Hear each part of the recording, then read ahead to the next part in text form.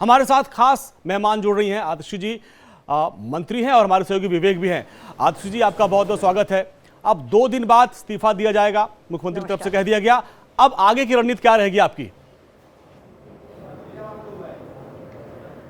देखिए, अरविंद केजरीवाल जी जो व्यक्ति हैं जी, उनके लिए उनकी ईमानदारी सबसे बड़ी पूंजी है जी। उन्होंने इनकम टैक्स कमिश्नर की पोस्ट से इस्तीफा दिया।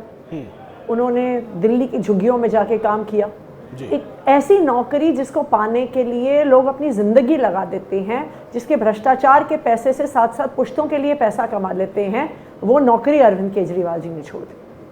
अरविंद केजरीवाल जी ने एक पार्टी को जीरो से खड़ा किया भ्रष्टाचार के आंदोलन से। 2013 में मुख्यमंत्री बने, लेकिन जब लोकपाल बिल भ्रष्टाचार के खिलाफ कानून नहीं ला पाए तो उस मुख्यमंत्री पद से इस्तीफा दे दिया। जी। अरविंद केजरीवाल जी अपनी ईमानदारी के लिए कुछ भी कर सकते हैं। आज आप उस आदमी के बारे में सोचिए जिसने अपनी इस ईमानदारी पे अपनी पूरी जिंदगी लगा दी। आज उस पर भ्रष्टाचार के आरोप लग रहे हैं। उनके दिल का दर्द समझिए कि वो सोचते हैं कि भाई दिल्ली में हो सकता है कुछ ऐसे लोग हों जो सोच रहे हो मैंने भ्रष्टाचार कर लिया हो, कुछ ऐसे लोग हों जो सोच रहे हो मैंने जनता का पैसा खा लिया। सुप्रीम कोर्ट ने उनकी ईमानदारी पे ठप्पा लगा दिया है। पीएमएलए जैसे सख्त कानून में जमानत दे दी। सुप्रीम कोर्ट ने केंद्र सरकार की सीबीआई और ईडीआई पे तमाचा मारा और कहा कि ये एजेंसीज पिंजरे में बंद एक तोते की तरह हैं जो सिर्फ अपने मालिक की आवाज में बात करते हैं, और कहा कि अरविंद केजरीवाल की गिरफ्तारी एक दुर्भावना के तहत हुई थी। लेकिन अरविंद केजरीवाल जी ने अपनी जिंदगी लगाई है दिल्ली के लोगों के लिए काम करने के लिए।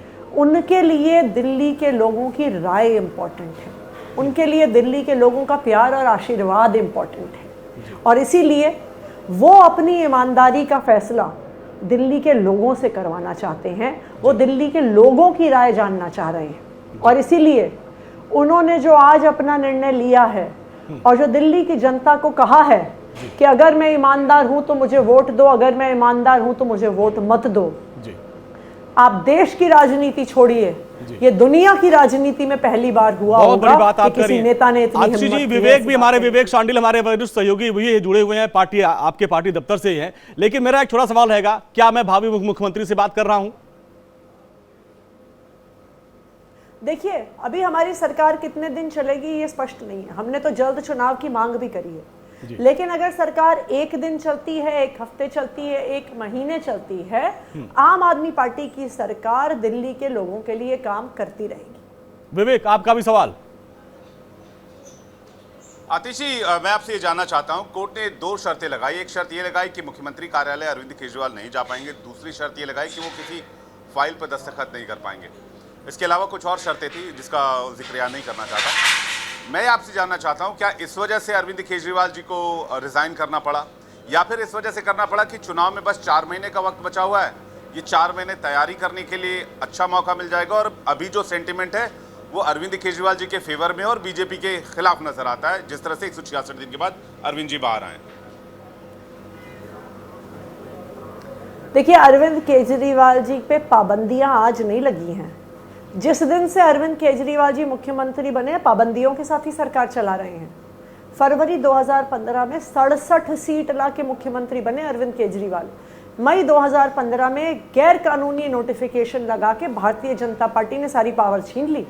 उसके बाद एक एलजी लगाए जिन्होंने अरविंद केजरीवाल के काम पे पाबंदियां लगाई। 8 साल की कानूनी लड़ाई के बाद दिल्ली की चुनी हुई सरकार सुप्रीम कोर्ट से अपने हक में फैसला लेके आई, संवैधानिक पीठ से अपने हक में फैसला लेके आई।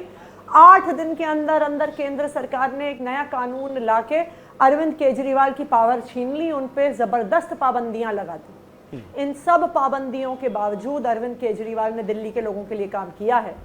24 घंटे बिजली दी है, फ्री बिजली दी है, अच्छे स्कूल दिए हैं, अच्छे अस्पताल दिए हैं, महिलाओं को फ्री बस यात्रा दी है। जी, नैना भी हमारे साथ जुड़ गए, हमारे एंकर नैना भी आज भी अरविंद केजरीवाल, एक मेरा सवाल है, अरविंद केजरीवाल काम कर सकते हैं, ये समझ लीजिए।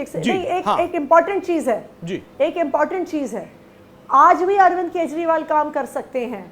उनके पास कोई भी विभाग नहीं है, सारे विभाग उनके मंत्रियों के पास है। उनके पास से वही फाइलें जानी है जो एलजी साहब को जानी होती हैं। तो अरविंद केजरीवाल हर वो फाइल साइन कर सकते हैं जिस पे मुख्यमंत्री का सिग्नेचर चाहिए।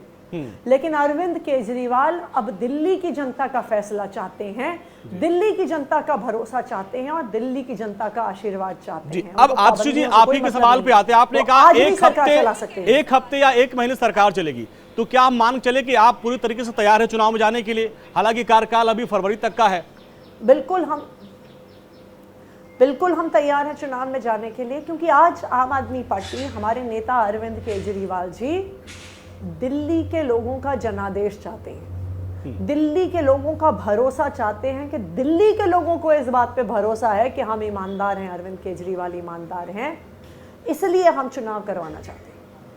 नैना भी हमारे साथ, हमारी एंकर है, नैना भी आपसे सवाल करना चाहती है। आतिशी जी, एक बड़ा सवाल है। ठीक है अंजनी, मैं पूछ रही हूँ। आतिशी जी, मेरा एक बड़ा सवाल है, क्योंकि अक्सर हम आम आदमी पार्टी का एक यही पैटर्न देखते हैं कि वो जनता के जनादेश के आधार पर ही निर्णय लेती है। अब एक बड़ा निर्णय इस्तीफे के तौर पर लिया है, और जब इसके पहले हम देख रहे थे तो ये कहा जा रहा था अरविंद केजरीवाल दिल्ली का बेटा बाहर आएगा, जनता के लिए काम करेगा। अब ये इतना बड़ा निर्णय है, तो अब आने वाले वक्त में काम किस तरह से पूरे होंगे, किस तरह से सुचारू रूप से जो तमाम वादे थे, योजनाएं थी, वो आगे होंगी? देखिए, आम आदमी पार्टी की सरकार तो लगातार जनता के लिए काम करती रहेगी, लेकिन जो ये फैसला हुआ है उसके लिए आपको अरविंद केजरीवाल को समझना पड़ेगा। आप उस व्यक्ति के दिल का दर्द समझिए। वो व्यक्ति जो इनकम टैक्स कमिश्नर की नौकरी ठुकरा सकता है, वो व्यक्ति जो मुख्यमंत्री के पद से इस्तीफा दे सकता है, जब उस पर भ्रष्टाचार के आरोप लगते हैं तो उस पर क्या बीतती होगी। जब वो ये सोचते होंगे कि भाई हो सकता है कि दिल्ली के लोगों को लग रहा हो कि मैंने पैसा गबन कर लिया, उनको रात को नींद कैसे आती होगी। आज अरविंद केजरीवाल जी का इस्तीफा उनके उस दर्द की वजह से, आज अरविंद केजरीवाल जी का ये निर्णय कि वो मुख्यमंत्री की कुर्सी पे तब तक नहीं बैठेंगे जब तक दिल्ली की जनता नहीं बताती है कि वो मानती है कि अरविंद केजरीवाल ईमानदार हैं, ये उनका दर्द है, इसलिए उन्होंने इस्तीफा दिया है। लेकिन आतिशी जी, मेरा एक सवाल आपसे ये है कि बीजेपी कह रही है कि जो उन्होंने कहा वही हुआ। बीजेपी ने कहा था इस्तीफा देंगे, अरविंद केजरीवाल इस्तीफा हुआ, और अब वो ये भी दावा करें कि आने वाले वक्त में सुनीता केजरीवाल सीएम बनेंगी। क्या इस तरह की कोई संभावना आपको नजर आ रही है क्या? देखिए, भारतीय जनता पार्टी वाले परेशान हैं। वो इसलिए परेशान है क्योंकि उन्होंने हर संभव कोशिश कर ली, झूठे आरोप लगा दिए, केस कर दिया, रेड कर दिया, गिरफ्तार कर लिया, सारे नेताओं को जेल में डाल दिया, लेकिन फिर भी आम आदमी पार्टी को नहीं तोड़ पाई, फिर भी हमारी एकजुटता को नहीं तोड़ पाई, फिर भी हमें दबा नहीं पाई, फिर भी हमें चुप नहीं कर पाई। तो अब बेचारे परेशान हैं। अपनी परेशानी में हर तरह के बयान वो देते आए हैं, देते रहेंगे। दूसरा, वो इसलिए भी परेशान है क्योंकि उन्हें पता है कि अगर चुनाव आ जाए तो दिल्ली की जनता उनको जो मुंह तोड़ जवाब देने वाली है। अभी तो पिछले चुनाव में 2020 में 8 सीटें आ गई थी, इस बार तो शायद 0 सीटें आएंगी, ये उनको भी पता है। आतिशी, मेरा एक सवाल यह है कि अरविंद केजरीवाल जी ने अभी इस्तीफा दिया, बकौल आम आदमी पार्टी अरविंद केजरीवाल जी ने बहुत बड़ा त्याग किया है, तो क्या ये त्याग आप इसे दिल्ली के चुनाव में और इसे महाराष्ट्र के साथ साथ हरियाणा के चुनाव में भी एक इंपॉर्टेंट फैक्टर के तौर पर देखते हैं? क्योंकि राजनीतिक विश्लेषक ये मानते हैं कि इसका बेनिफिट आपको दिल्ली, हरियाणा, महाराष्ट्र जैसे राज्यों में हो सकता है। देखिए, जैसा मैंने आपको कहा, आपको इस इस्तीफे को समझने के लिए ना अरविंद केजरीवाल द पर्सन को समझना पड़ेगा। अरविंद केजरीवाल कोई सामान्य पॉलिटिशियन नहीं है। अरविंद केजरीवाल वो व्यक्ति हैं जो इनकम टैक्स कमिश्नर की नौकरी छोड़ के चले गए। अरविंद केजरीवाल वो व्यक्ति हैं जिन्होंने अपना वादा नहीं पूरा कर पाए एंटी करप्शन एक्ट का, तो अपनी मुख्यमंत्री की कुर्सी से इस्तीफा दे दी।